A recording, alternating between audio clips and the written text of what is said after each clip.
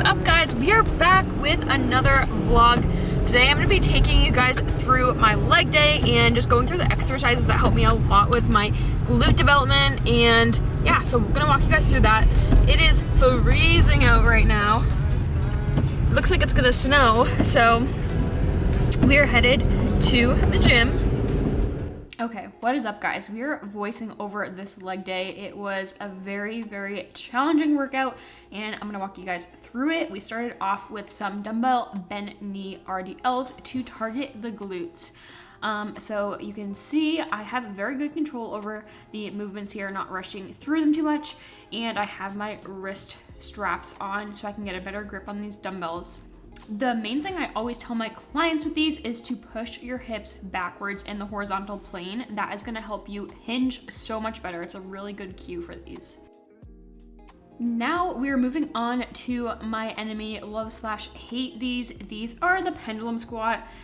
Not all gyms have them. I'm lucky that my gym does have a really, really good setup here.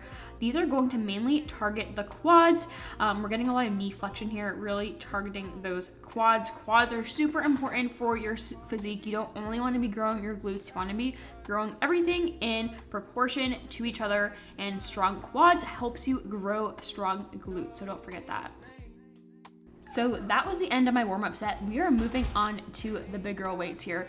This was a pretty challenging set for me. You can see, most importantly, my back, my low back, everything is pressed into that pad, and I have really, really good core control here. I'm keeping my core full of air to keep my back against the bench. This is also known as bracing your core. It's gonna be super important, and this honestly isn't even the most flattering angle of everything, but you get the gist. We're training hard, we're building some legs. These are always super challenging towards the end of my sets. I'm doing sets of 8 here, which is pretty brutal. The last reps are hard as heck, but I was able to do this weight for 3 or 4 of my sets. Now we are moving on to hip thrust. I always use the hip thrust machine. This is the booty builder specifically. It's a little bit of a pain to get set up in, but I highly recommend using a hip thrust machine over the barbell. I feel like it just gives you so much more stability and control over everything, and you can just really focus on the muscles that you're trying to grow. So I really like this machine. This was my warm-up set, and then I upped the weight a little bit. Next set, here we are. This is very challenging. I have 50 pounds added to each side, but still super challenging. My glutes are on fire. You can see how I'm locking out at the top here.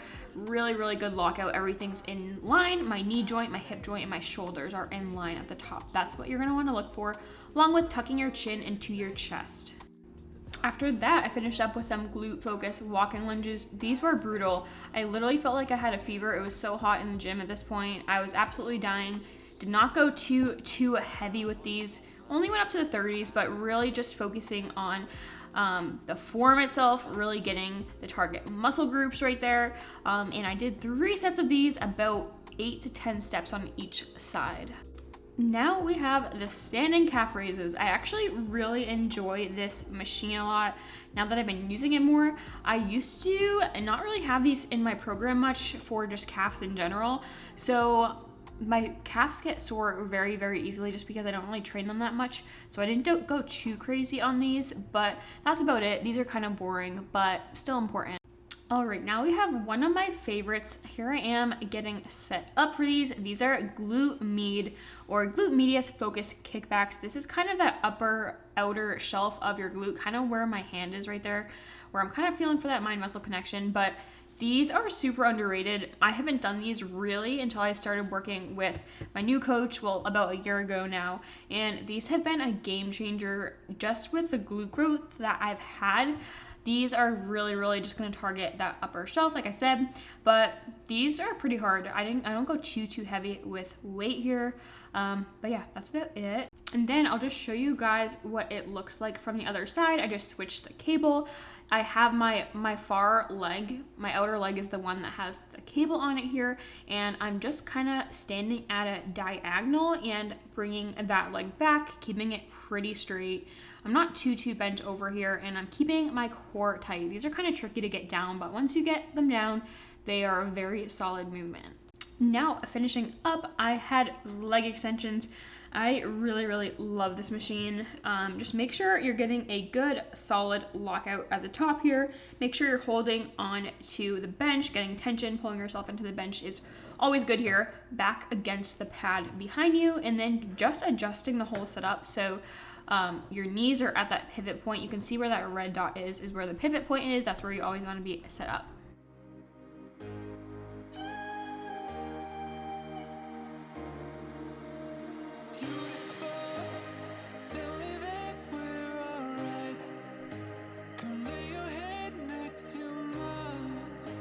This time I don't know how long I'll fly.